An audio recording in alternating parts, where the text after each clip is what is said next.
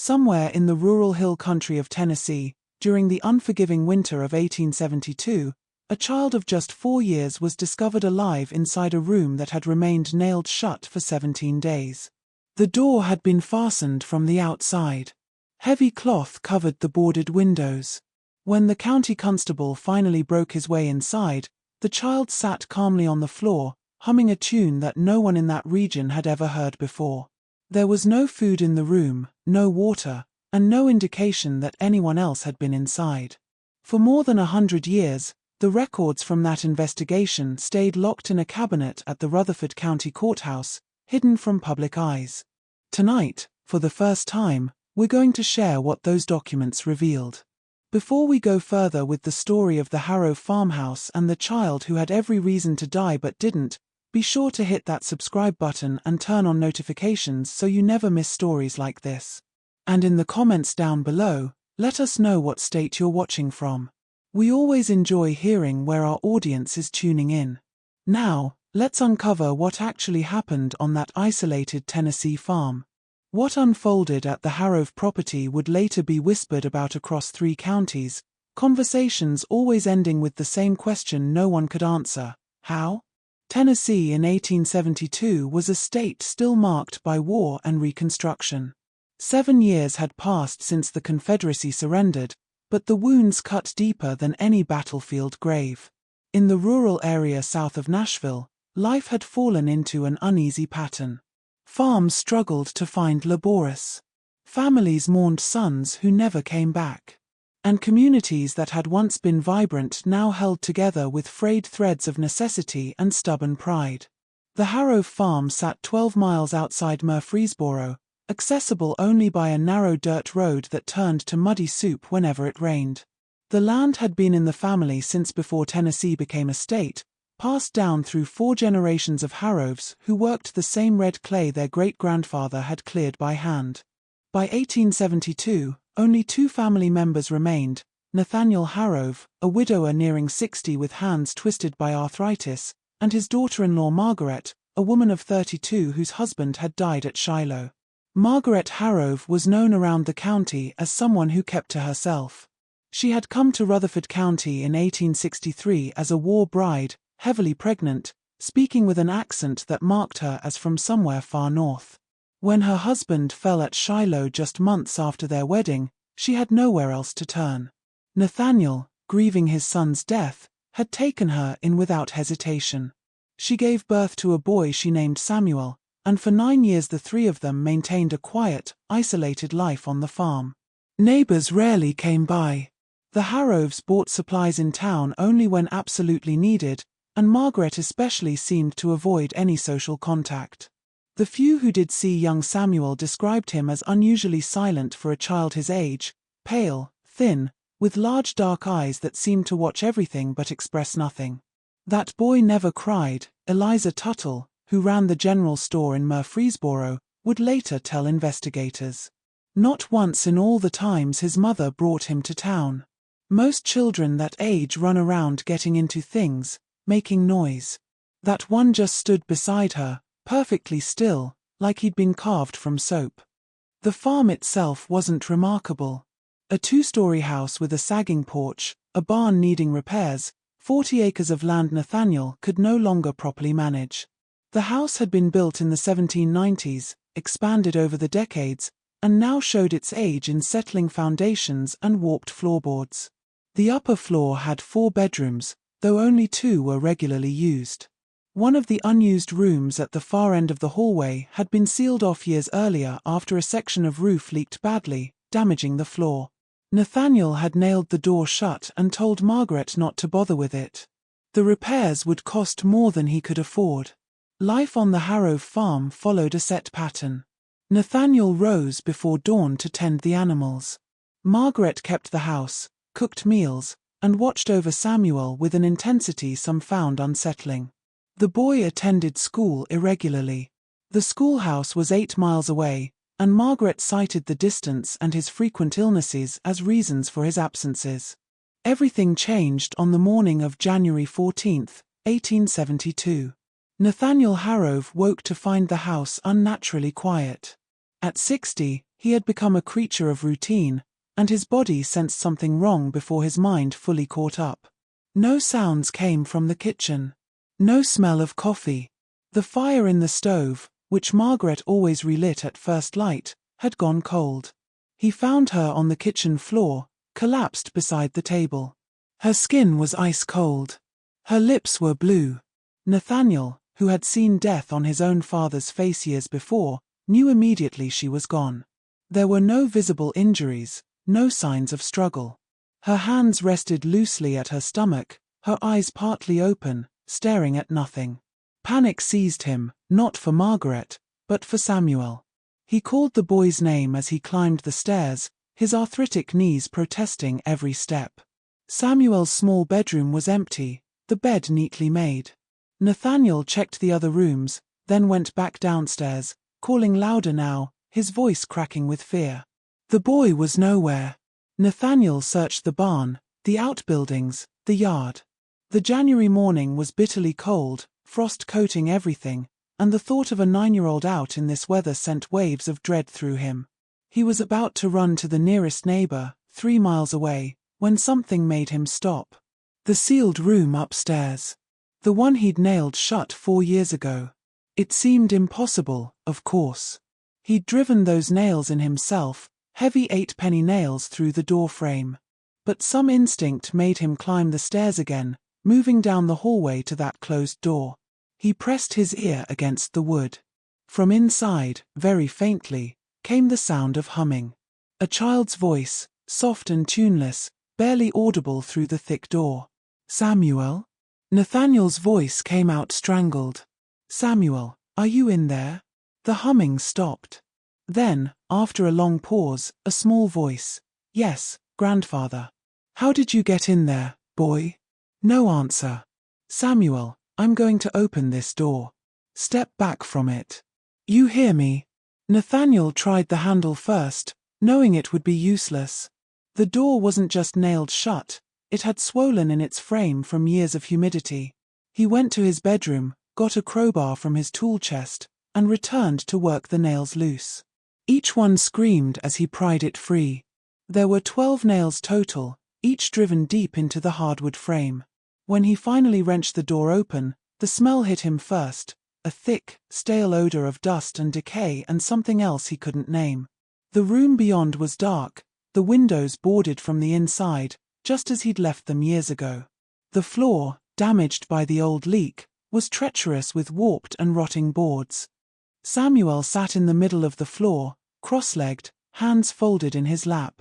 His clothes were dirty but not torn. His face was pale but unmarked.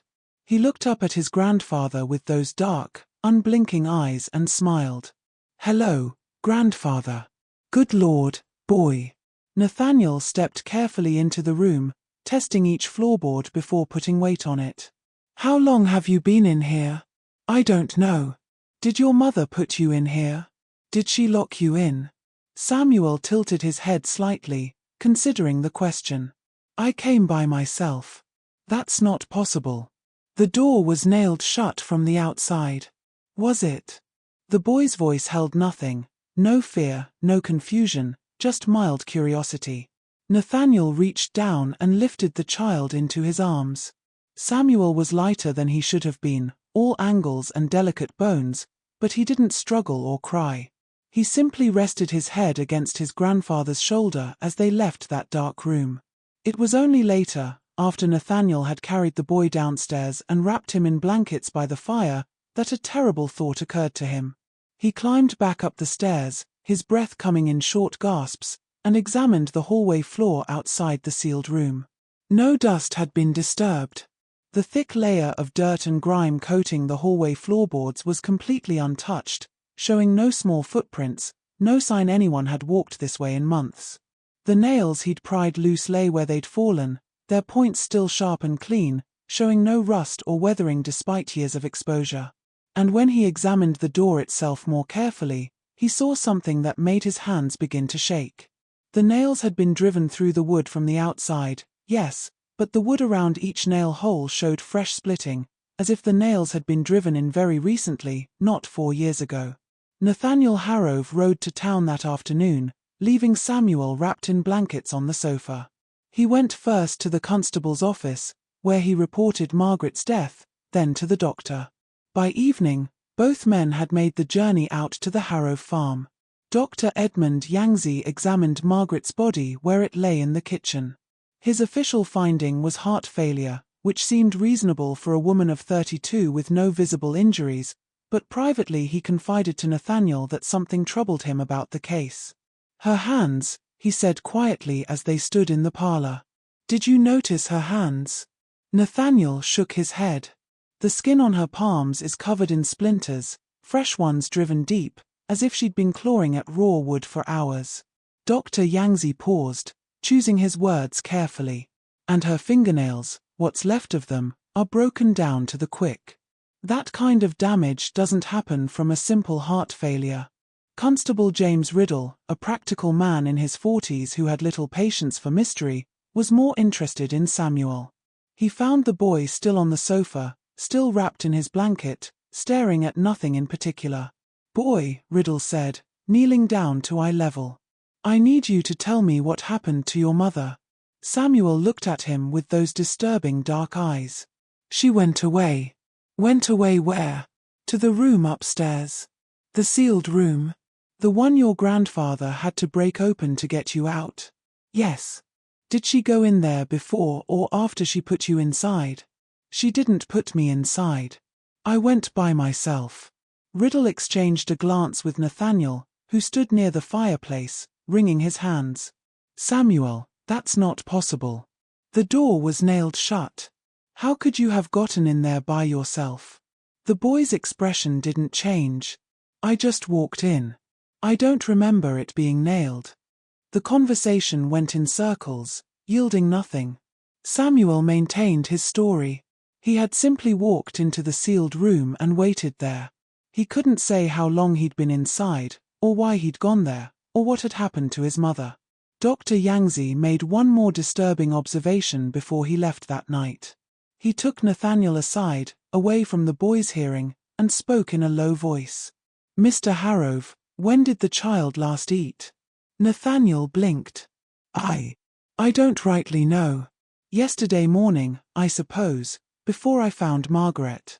"You're certain it was yesterday?" "Well, it must have been." "Why?" The doctor hesitated. "Because when I examined the boy just now, I found no evidence of recent food consumption. His stomach is completely empty, and his body shows signs of significant malnutrition, the kind that develops over weeks, not days. Yet he's alert, active, showing no signs of distress." He paused. "Mr. Harrove, I don't know how to say this delicately, but that child appears not to have eaten in quite some time, possibly several weeks." Nathaniel felt the room tilt slightly. "That can't be right. Margaret fed him every day. I saw her prepare his meals. Did you see him eat those meals?" The question hung in the cold air between them. Nathaniel tried to remember, tried to picture Samuel at the dinner table, and found he couldn't. The boy was always present, yes, sitting quietly in his chair, but actually eating, actually raising fork to mouth, chewing, swallowing. Nathaniel couldn't recall a single specific instance. "There's something else," Dr. Yangzi continued. "The room where you found him. You said it had been sealed for 4 years with no food or water inside." "That's right." "Then he couldn't have been in there for more than a few hours. A child that age would die of thirst in 3 days, maybe 4 at most. So either he went in there this morning, which means someone else nailed that door shut after he entered." The doctor trailed off, leaving the other possibilities unspoken. But both men knew what he wasn't saying. Either someone else had been in the house that morning sealing the child in that room, or Samuel Harrove had somehow survived in a sealed space with no sustenance for a period of time that should have been fatal.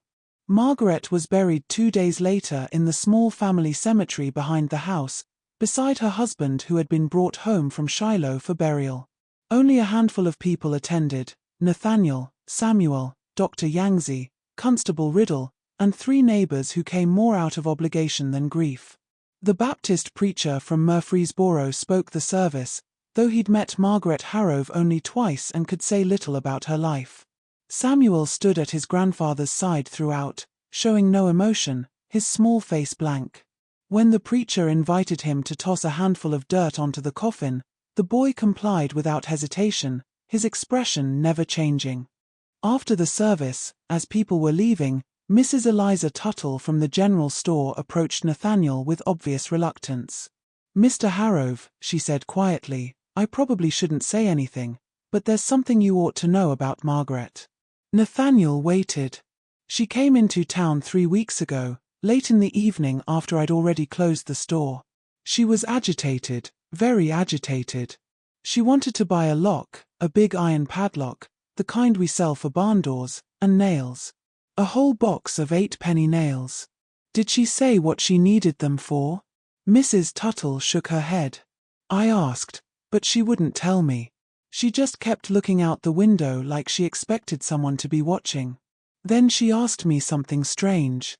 She asked if I knew of any orphanages in Nashville that took children, no questions asked." The woman's voice dropped even lower. "I told her there were church organizations that helped with such things, and she seemed relieved. She said she was asking for a friend. But Mr. Harrove, she didn't have any friends. Everyone knew that." Nathaniel felt cold seeping into his bones. "She wanted to give up Samuel." "I believe so. And there's more. That same week, she came in 2 other times. Both times she bought food, dried beef, hardtack, preserved fruit, enough to feed a child for several weeks. I remember thinking it was odd because she usually bought food in smaller quantities. She specifically asked for items that would keep a long time without refrigeration." The implications settled over Nathaniel like a heavy shroud. Margaret had bought a lock, bought nails, bought long-lasting food for a child, and then somehow Samuel had ended up sealed in that upstairs room while his mother died in the kitchen downstairs. What had Margaret planned? What had she tried to do? And most troubling of all, what had gone wrong with her plan? In the days following Margaret's burial, Nathaniel tried to establish some semblance of normal life. He prepared meals, though Samuel ate almost nothing. He attempted to engage the boy in conversation, receiving only brief, flat responses. He took Samuel to the doctor twice more, and each time Dr. Yanks's examinations yielded the same disturbing findings. The child showed all the physical signs of severe malnutrition and dehydration, yet remained conscious, alert, and active in ways that defied medical explanation. "It's not possible," Dr. Yangzi told Nathaniel after the second examination. "By all measures, this child should be dead, or at least gravely ill. Yet his heart rate is normal. His breathing is regular, and he shows no signs of organ failure. I've never seen anything like it in 40 years of medical practice." Nathaniel began searching the house, looking for answers Margaret could no longer provide. In her bedroom, hidden beneath the mattress, he found a leather-bound journal. The entries spanned 9 years, beginning shortly after Margaret had arrived at the farm. The handwriting was small and precise, each word carefully formed, as if Margaret had been weighing every syllable before committing it to paper. The early entries were mundane: observations about the weather, notes about household tasks, brief mentions of Nathaniel and the farm's operations. But gradually the focus shifted entirely to Samuel. Page after page documented the boy's development with clinical detachment. October 12, 1863. Samuel born at 3:47 a.m. No complications. Child does not cry. Dr. Yangzi finds this unusual but attributes it to temperament. December 1863. Samuel still does not cry. Even when hungry or soiled, he watches everything with intense focus. Sometimes I find him staring at the wall for hours. March 1864. The child has begun to refuse food. He will keep it in his mouth but will not swallow unless I force him. I worry he will starve. July 1864. Samuel is over 6 months old and has shown no interest in solid food. Dr. Yangzi is concerned about his weight. I have tried everything. The child simply will not eat. September 1864. Nathaniel asked today why Samuel never makes noise. I told him the boy is simply quiet by nature. The truth is more disturbing. Samuel can speak.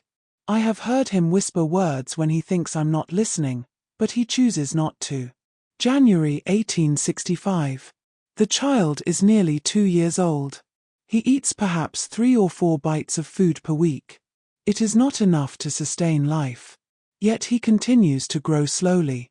Dr. Yangzi suggested he might be consuming food when I'm not watching, but I know this is not true. I have monitored him constantly. The entries grew more disturbed as Samuel aged. June 1866. Found Samuel standing outside my bedroom door at midnight, perfectly still, not moving or speaking. When I asked what he wanted, he said nothing. Just turned and walked back to his room. This has happened 3 times this week. November 1867. Samuel has begun drawing pictures. They are all the same, a room with no windows and a door with lines across it. When I ask what the picture means, he says it's where he wants to go. I have hidden his paper and pencils. April 1868. I asked Samuel today what he dreams about. He said he doesn't dream. He said he goes somewhere else when he sleeps, somewhere dark and quiet where no one can find him. I am becoming frightened of my own child. October 1869. Samuel asked me today if I knew when I was going to die. The question was casual, as if he were asking about the weather. I told him that was a terrible thing to ask. He said he was just curious because everyone dies eventually. He is 6 years old. February 1870. I have begun researching institutions in Nashville. There are asylums for children who are different. I cannot continue like this. The child eats nothing, grows anyway, watches me with those eyes that seem to contain no actual childhood. He is not right. Something is deeply, fundamentally wrong. December 1871. I have made a decision. I purchased supplies today, a lock, nails, food that will last. I am going to seal Samuel in the upstairs room, the one Nathaniel closed off years ago. I will leave food and water for him. Someone will find him eventually. Nathaniel checks that room occasionally to see if the roof leak has worsened. In a few weeks, he will hear the boy and break the door open. By then, I will have fled to Nashville. I cannot do this anymore. I cannot continue raising something that appears to be a child but is not.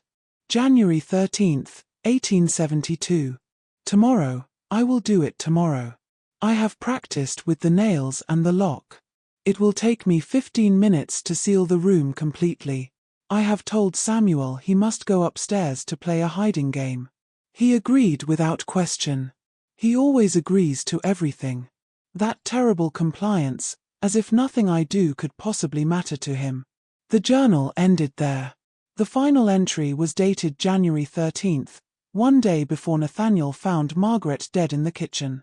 Nathaniel sat in Margaret's room, the journal trembling in his hands.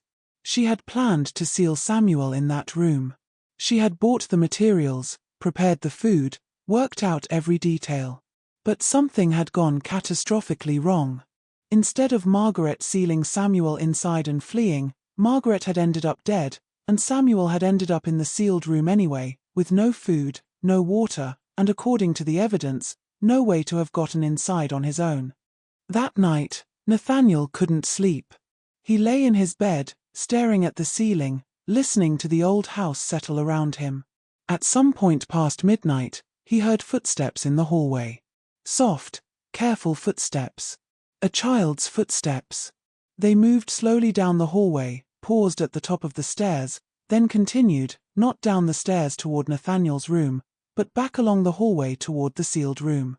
Nathaniel forced himself out of bed, lighting a candle with shaking hands. He opened his door and looked into the dark hallway. Nothing. No one. But at the far end of the hall, he could see that the door to the sealed room stood open. Just a crack, but definitely open. He had personally nailed boards across that doorframe after removing Samuel. He had made sure it was impossible to open. Samuel, he called softly. No answer. He walked down the hallway, the candle flame casting wild shadows on the walls. When he reached the sealed room, he pushed the door wider and raised the candle. The room was empty. The boarded windows, the rotted floor, the dust-covered surfaces, all exactly as they should be. No sign of Samuel. But in the dust on the floor, he could see small footprints, fresh ones, leading to the center of the room, where they simply stopped, as if the person making them had vanished into thin air. Nathaniel backed away slowly, pulling the door shut. He went downstairs and checked Samuel's room. The boy was in his bed, apparently sleeping, his small chest rising and falling with regular breaths. Or perhaps not breathing at all. Because when Nathaniel looked more closely, he realized he couldn't see any movement. The boy was perfectly still, his eyes closed, but his chest neither rose nor fell. Nathaniel stood in the doorway for a full 5 minutes watching. And in all that time, Samuel Harrove did not take a single visible breath. Dr. Yangzi returned to the Harrove farm a week after Margaret's funeral, prompted by a letter from Nathaniel describing Samuel's condition. He brought with him another physician from Nashville, Dr. Lawrence Quincade, a specialist in unusual medical cases who had studied in Philadelphia and Europe. Dr. Quincade examined Samuel thoroughly, conducting tests that lasted over 3 hours. He measured the boy's pulse, listened to his heart and lungs, drew a small amount of blood, checked his reflexes, examined his eyes and throat. Samuel cooperated with perfect docility, never complaining, never resisting, his expression remaining neutral throughout. When the examination concluded, both doctors asked to speak with Nathaniel privately in the parlor.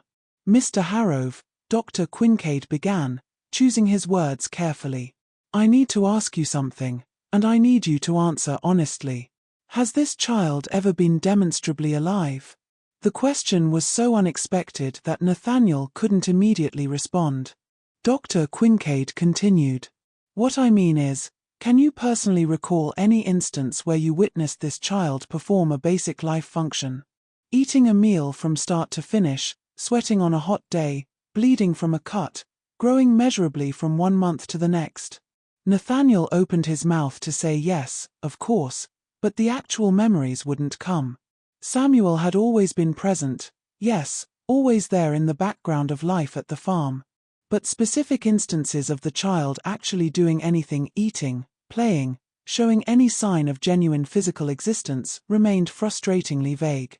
I must have, Nathaniel said weakly. 9 years. The boy has been here 9 years. Has he? Dr. Yangzi's voice was gentle but insistent. Or has something that looks like a boy been here 9 years? What are you suggesting? Dr. Quincade pulled a small notebook from his jacket pocket. My examination revealed several impossibilities.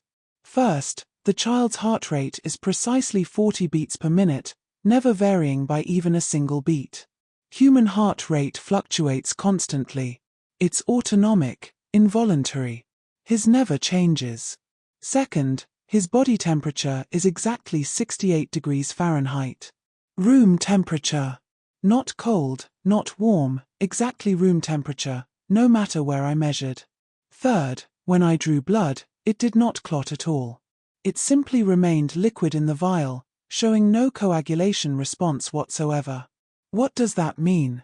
It means, Dr. Quincade said slowly, that by every medical standard I know, this child is not alive in any conventional biological sense. Yet he walks, talks, and responds to stimuli.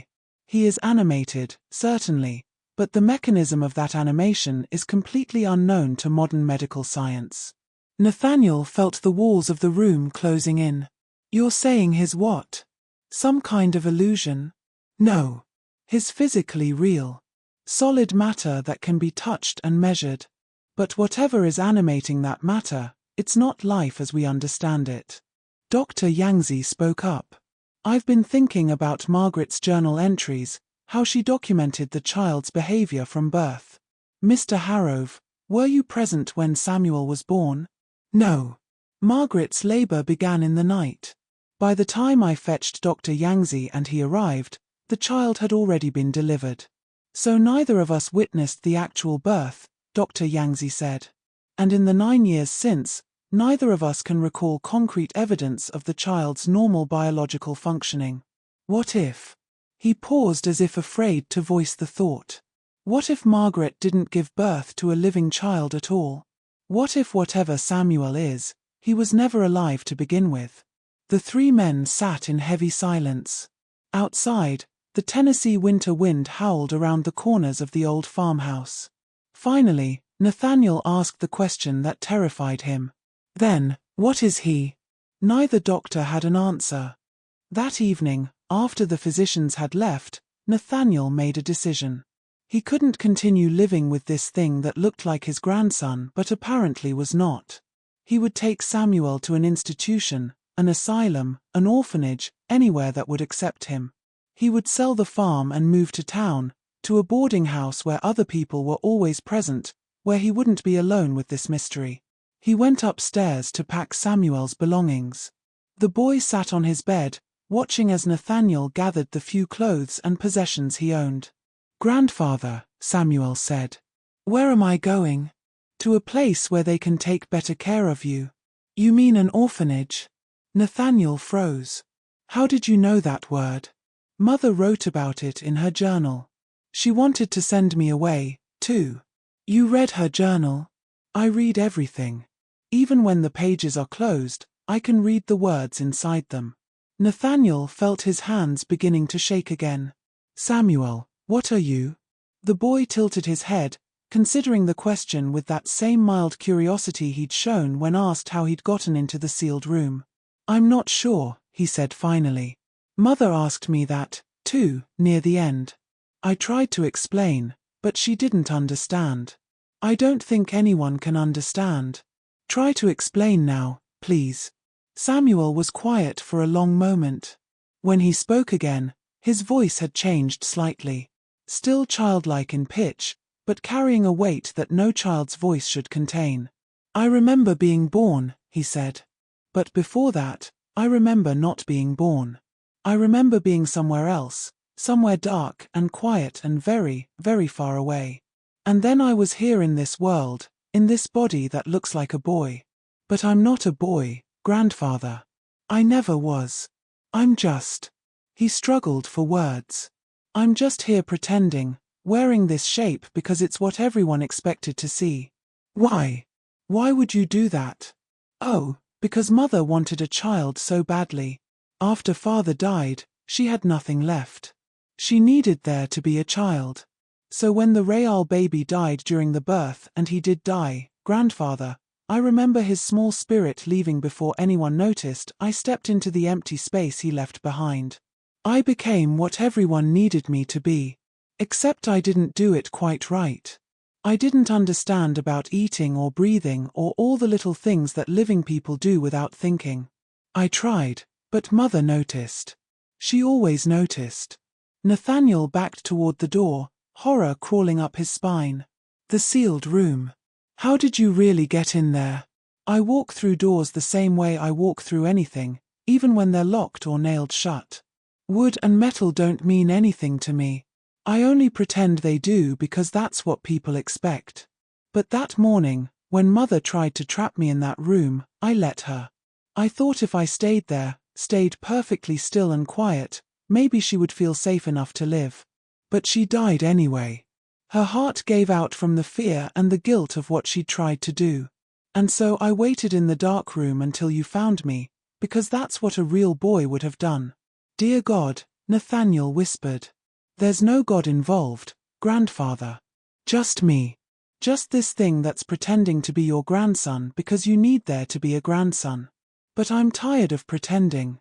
It's been 9 years, and I don't think I can do it much longer. The empty place I came from is calling me back. It's always calling, and one day soon, I think I'm going to have to answer." Nathaniel turned and fled. He stumbled down the stairs, out the front door into the freezing January night. He ran to the barn, hitched his horse to the wagon with fumbling, panicked, clumsy hands, and drove toward Murfreesboro as fast as the animal could pull him. He didn't stop until he reached Constable Riddle's house. He pounded on the door until the constable answered, half-dressed and confused. "Mr. Harrove, what in the— There's something in my house," Nathaniel gasped out. "Something that looks like my grandson, but isn't. You have to come. You have to see." Constable Riddle, sensing genuine terror, didn't argue. He dressed quickly, roused 2 deputies, and they rode back to the Harrove farm in the dark, Nathaniel's wagon leading the way. But when they arrived and entered the house, every lamp still burning as Nathaniel had left them, Samuel was nowhere to be found. His room was empty. The sealed room was empty. They searched every corner of the house, the barn, the outbuildings. The boy was simply gone. They found the evidence the next morning when daylight allowed a more thorough search. In the sealed room, where Samuel's footprints had appeared and disappeared in the dust, there were now words written on the floor, not carved or scraped, but formed from the disturbed dust itself, as if invisible fingers had traced each letter with painstaking care. "I went back to the empty place. Thank you for trying to love me. I'm sorry I couldn't be real." Beneath this message was something else, a pattern drawn in the dust, intricate and geometric, resembling nothing so much as a map or a diagram. Constable Riddle copied it carefully into his notebook, though none of them understood what it meant. In Samuel's bedroom, they found all the boy's clothes and possessions laid out neatly on the bed, as if arranged for inspection. Among them was something that made Dr. Yangzi, who had accompanied the constable back to the farm, go very pale. It was a small bundle of papers tied with string. Birth announcements, funeral notices, newspaper clippings, all from different towns across Tennessee and neighboring states, all dated within the past 20 years, and all describing the same thing. Children who appeared normal at birth but soon revealed strange behaviors, children who didn't eat or sleep or cry, children who watched everything with dark knowing eyes, children who eventually vanished without explanation, leaving behind only questions and grief. 15 cases in total. 15 families who had experienced exactly what the Harroves had experienced. One newspaper clipping from Memphis dated 1867 included an interview with a mother whose daughter had disappeared under mysterious circumstances. "She told me just before she vanished that she didn't belong here, that she was from somewhere else, somewhere empty, and she'd only come to fill a space that had been left behind when my real daughter died. I thought she was speaking madness. Now, I wonder if she was telling me the truth." Dr. Yangzi showed this clipping to Nathaniel. Margaret wasn't the first to suspect. Other families scattered across the region all dealt with the same thing. Children who were never quite alive, wearing the shapes of infants who had died at birth or shortly after. Constable Riddle, uncomfortable with the supernatural implications, tried to maintain order. There has to be a rational explanation. Hoaxes, coordinated deceptions. Perhaps a ring of criminals using children to what? Dr. Yangzi interrupted. To accomplish what goal? These cases span decades, cover hundreds of miles, and involve families with no connection to each other. And in every case, the child displayed the same impossible characteristics: minimal need for food or water, absence of normal biological functions, eventual disappearance without trace. He paused. "I think we have to accept that we're dealing with something that medical science cannot explain." The search of the Harrove property continued for 3 days. They dug in the cellar, tore up floorboards, examined every inch of the sealed room. They found no body, no hiding place, no evidence of how Samuel had left the house that night.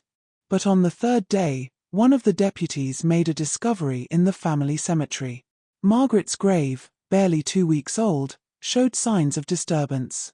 Not on the surface, the dirt mound remained undisturbed, but when they examined the coffin itself, they found deep scratch marks on the inside of the lid, concentrated near the head. The marks were fresh, the wood splintered and torn, showing white beneath the weathered exterior. Dr. Yangzi examined the scratches carefully. "These are consistent with the damage I observed on Margaret's hands. She did this, clawing at wood until her fingers bled and her nails broke." He looked up at the others. "But this is her coffin. These marks were made from the inside, after she was buried." The implication hung in the cold air. Somehow Margaret Harrove had been alive, or something resembling alive, when they put her in the ground. They exhumed the coffin immediately. When they opened it, they found Margaret's body in a state that defied explanation. There was no decomposition, no smell of decay. She looked exactly as she had the day she'd been buried, her skin still pale but not discolored, her eyes still partially open. But her hands told a different story. The fingers were shredded, the flesh torn away to expose bone. And clutched in her right hand, they found something that stopped all conversation. It was a small wooden figure, roughly carved, resembling a child. And pressed into the figure's chest, embedded deep into the soft wood, was a single iron nail. Dr. Quincaid, who had returned to the farm when news of the discovery spread, examined the figure with intense interest. "It's a puppet," he said quietly. "A folk magic charm, used in various traditions for binding or banishing. Where would Margaret have learned to make such a thing? No one knew. But its presence in her dead hand suggested that in her final moments, Margaret had attempted something, some kind of ritual or spell to protect herself or control the thing she believed her son to be. The question remained, had it worked? Had Margaret somehow bound the entity that called itself Samuel, forcing it to stay in the sealed room even after her death? Or had the creature been telling the truth when it claimed to have cooperated with her attempt to trap it? And most troubling of all, if Margaret had been alive when they buried her, clawing at her coffin in the dark, had she been trying to escape or trying to keep something from escaping with her? The Harrove case was officially closed in March of 1872 with the conclusion that Margaret Haar